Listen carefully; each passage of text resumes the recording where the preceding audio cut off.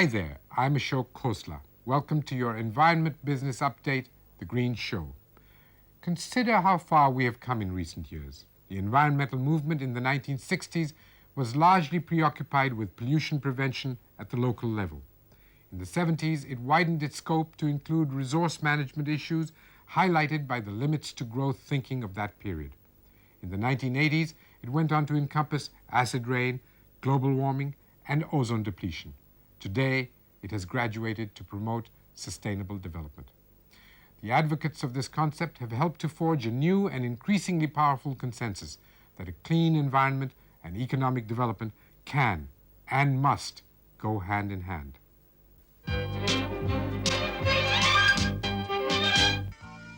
Today, The Green Show brings to you a story on eco-friendly houses. We take a critical look at the emergence of the water filter market. And finally, we take you for a noiseless drive into the world of battery-operated vehicles.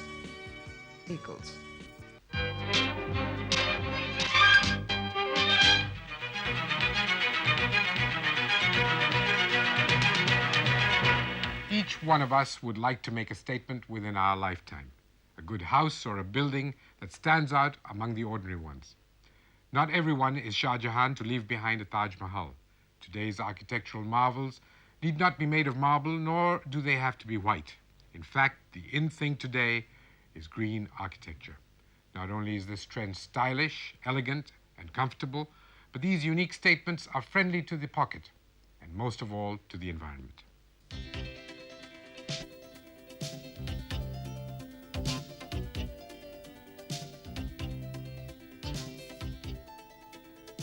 New buildings use more energy than those of the past because of their energy-intensive air conditioning and heating systems. The typical modern office building with its glass facade and mechanical climate control system have an enormous appetite for energy. And this heating and cooling is done with ozone-depleting substances. The factories in India, for example, are the largest consumers of energy, but a lot of that energy is in the process, which can't really be done much with. So it's a different field. But the biggest culprits where there is a lot of savings that can be implemented are office buildings and commercial complexes. Now, a large number are becoming air conditioned.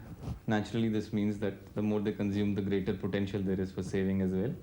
But even those buildings which are not air conditioned and simply lit with artificial light, which is the commonest expense of energy in offices, one can manage to design in ways that will almost completely eliminate the use of artificial lighting. It is estimated that the heating, cooling, and lighting of buildings accounts for 10% of the commercial energy used in most developing nations. This is a strain on our non-renewable energy resources, apart from creating a diseased environment. So therefore, we have to change our processes of design and make them scientific. And I think one of the important learning points is to go back to the indigenous architecture and learn from that. This is a country starved of power, energy, and this is a country also with lucky we have lots and lots of sun. And if we don't use sun to our benefit, we would be known as fools. So sun, energy, now this is good enough two things though, which will promote its acceptance. Even if it offsets 20% of our energy needs in the country. There will be tremendous benefit accruing out of it. We now have an alternative in sustainable architecture. The sources of power in this environment-friendly architecture are the sun, the sky, the earth, the air, and water. It means using environmentally clean materials like mud blocks in place of burnt bricks, allowing maximum sun in winter, open spaces for cooling in summer, big windows for natural light, and using solar power to provide energy. Many conventional energy needs can be supplied by solar energy on an economically competitive basis. The functions of collecting, storing, and using the sun's heat are integrated into the structure of the house. This is termed as passive solar architecture. A passive building house refers to that building which takes into consideration those aspects of building design by which you can have comfortable environment inside the space. This refers to, for example, orientation of the building, the shading devices, the vegetation, the control of the wind movement, the control of transmission of heat, and so on, depending on the climatic zones in which the building is situated. The technology is directly connected to the sun and is least damaging to the environment. For admitting heat, large windows or solar collectors are oriented towards the south and small or no windows on the other sides. Retention requires good insulation and adequate masses of heat-absorbing materials like interior brick walls, interior water tanks, etc. These storage masses automatically release their heat as the room cools off at night. Modified windows, walls, skylights, and roof sections dramatically reduce the energy requirements of a building. Another attraction in this architecture is its cost efficiency. Daylight contains less heat compared to any artificial light, even the most efficient artificial lights. So potentially it has the advantage that it can offset artificial light, thereby not only directly generating savings in terms of energy used in artificial light, but can also reduce the amount of energy used in air conditioning, because it's a cooler source of light than any other. It can, of course, also be used in warmer, in colder climates. Eco-friendly architecture has a bright future, and alternate energy sources are self-renewing and non-polluting. The Ministry of Non-Conventional Energy Sources recently formalized a policy for promoting solar passive architecture all over the country. Organizations like HUDCO and the Central Public Works Department are actively encouraging R&D on solar passive buildings. In Himachal Pradesh, the Council for Science, Technology and Environment has formulated guidelines for all buildings within the state. But what is more significant is the increasing number of architects who are entering this field due to the increased interest in such architecture being shown by their clients. Ecological offices are being planned and built all over the world, and eco-friendly thinking will be influencing building activities in a very big way. Yes, I think, solar passive architecture is essential because, after all, a human being is going to live in it, and you've got to consider the comfort levels. But to make a fashion out of solar architecture is what I have my reservations about. We are not looking into the problem where it is. We're trying to find a solution for a problem that exists. My question would be, did you need to have that problem? And let's look at the root cause of the problem. For instance, let me give you a case in point. Today you have Nehru Place, Bikaji Kama Place, and all these places. They're all mega centers. With the mega centers, you have an enormous amount of heat generation because of the amount of hard paved areas that you generate to have car parks. Maybe the car parking need to be softscaped. In the first place, did you require a mega center? The larger the mega center, the bigger the problems. The bigger the traffic problems. You design energy systems for intake for 2 hours in a day and an offload for 2 hours in a day, and energy systems for 5-hour utilization 8-hour utilization, 5 days a week. And there we are generating the largest problem. Having generated it, then out of sheer fashion, we are going into solar passive architecture. The problem is in the planning strategy itself.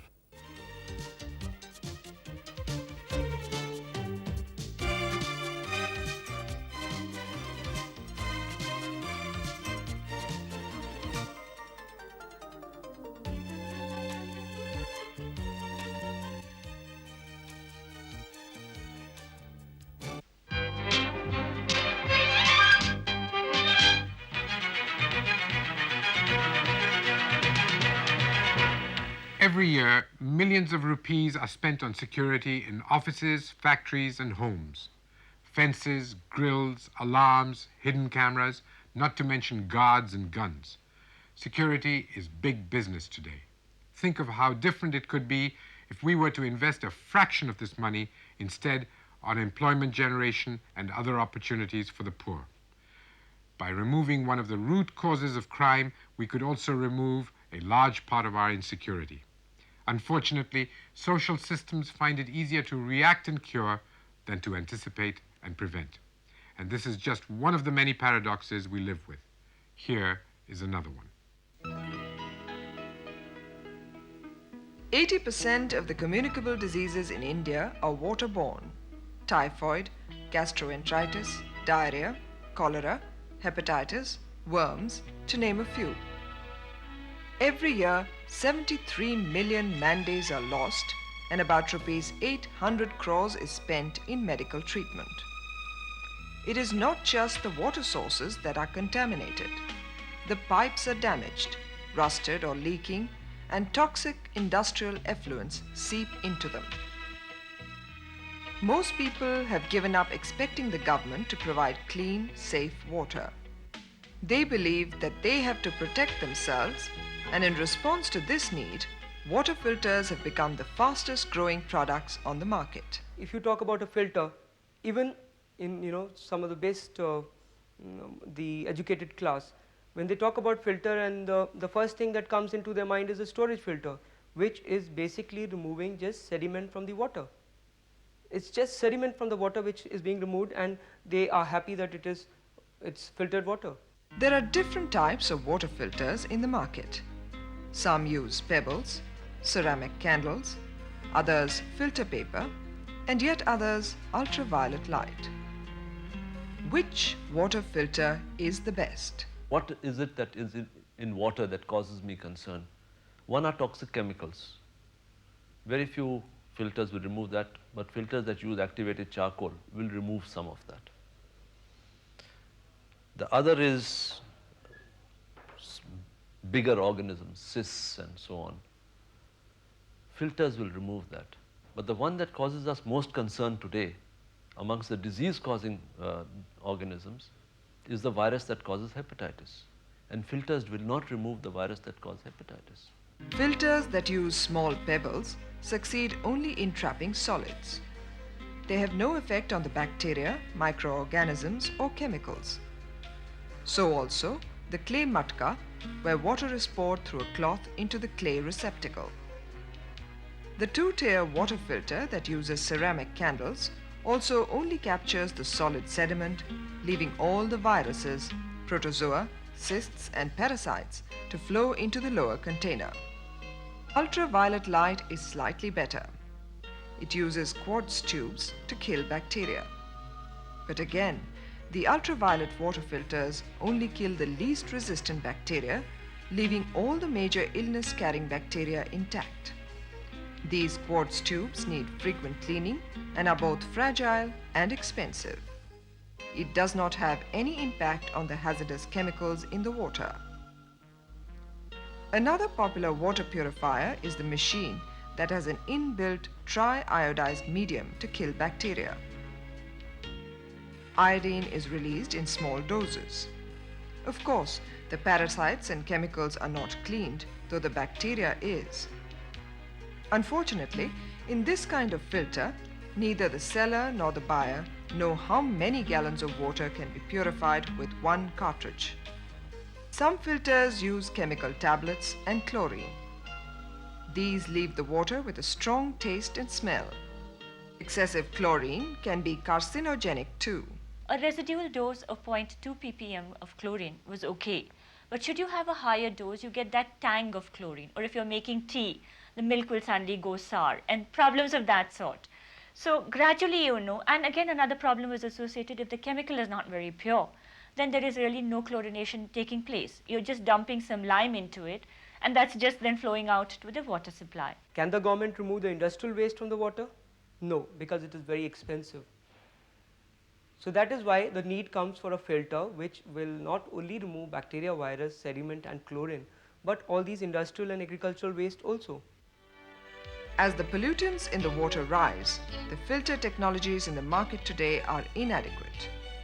Hospitals report that a large number of people coming with waterborne diseases are those who depend on water filters. Keep in mind also that there are many commercial filters and water purification systems, domestic systems available. All of them need maintenance, and a person may have bought a very fancy and very expensive system, but if it is not maintained, it soon becomes ineffective.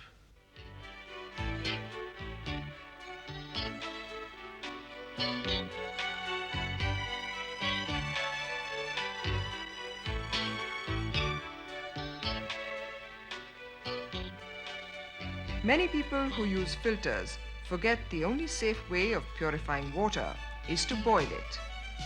The water must be kept at a boil for 3 to 5 minutes and then drunk within 24 hours.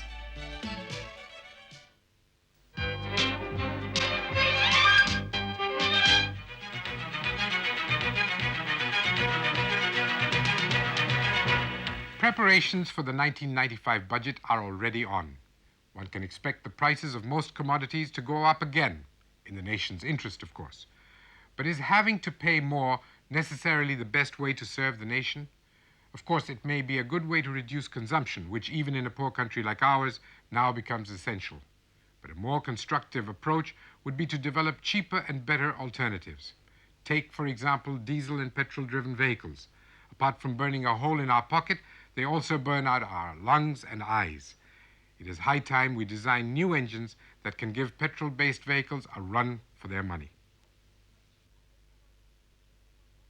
At the moment, everyone is looking at short-term technical fixes to reduce the pollution emitted by vehicles.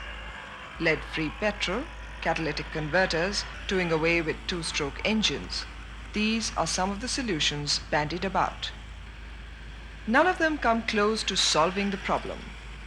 One may remove lead, but what about sulfur, the carbon monoxide, the nitrous oxide, and the hydrocarbons, each death-dealing in its own way? The answer being sought all over the world is a vehicle that is not dependent on fuel that emits exhaust gases. Battery-operated vehicles are one answer. The vehicles are powered by electricity from batteries that not only operate the car, but the air conditioning, lights, heating, and the audio systems. The vehicle causes no pollution since it has no emissions. It is also much quieter than a normal car. Battery system you basically use when you are moving in a congested traffic, because while moving slow you tend to waste a lot of petrol because engine is idling and is running. In battery, the start-stop operation, that is you move little and then you stop, then you move little, is much better and much well handled. So battery operated vehicles in a congested traffic area is a boon, I would say. How does it compare with petrol and diesel? It's much more economical as far as the petrol and diesel is concerned. Firstly, the maintenance is very, very low, and per kilometer running is also is nearly, I would say, around 1/3, depending on what type of a design is. So I think comparison that way, it is one up to a petrol or a diesel car. The Ministry of Non-Conventional Energy Sources has been running a shuttle service of 12 such buses for its staff since 1989. In 5 years, the buses have carried over 10 lakh people and saved 26 lakh rupees on local conveyance. 7 companies are manufacturing these vehicles. BHEL's passenger model costs 8 lakhs. Shattelek's costs 6 lakhs. Different industrial models range from rupees 50,000 to 6 lakhs.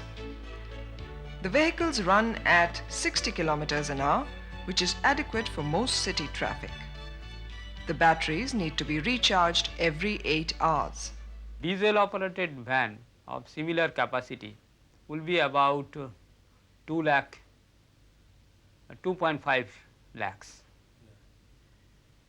But it is consuming the diesel and it produces pollution, and as you see that we have to import a lot of diesel and petroleum crude to meet the demand of the diesel. So, it is in the interest of the country that we should promote the battery operated vehicle, which helps in reducing the import of the crude and outflow of the foreign exchange. The ministry has agreed to subsidize the vehicles produced by Shattelek and the Many Material Movement. The subsidy on the passenger car is rupees 2 lakhs, and with it come 2 sets of batteries. For the industrial van, it is 50,000 with 1 set of batteries.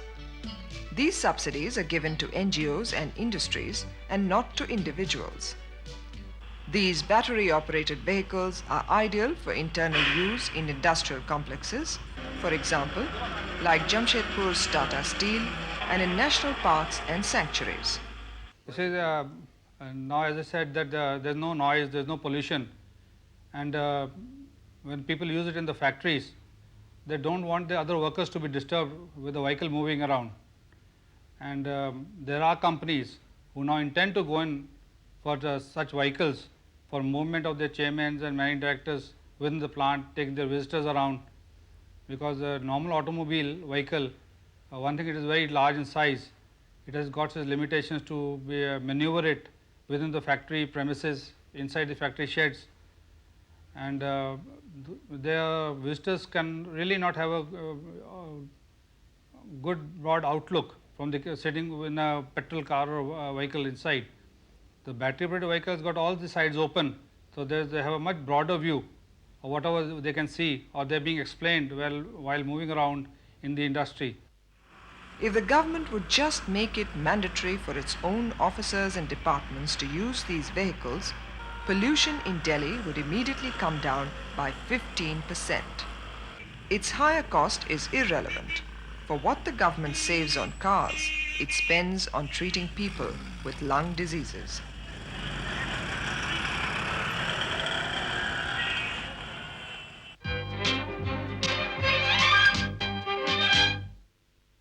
Although the greening of business has already begun, the problems still outnumber the solutions. Full integration of environmental concerns into business practices will continue to remain a distant dream unless managers take great care to evaluate their operations, both for profits and for their wider impact. Companies must not forget that tomorrow's customer will not be satisfied simply by the price and quality of their product. He or she will also need reassurance on its social and environmental impact. Apart from ISI and ISO certification, customers will also look for the Eco Mark. Make sure your product has it.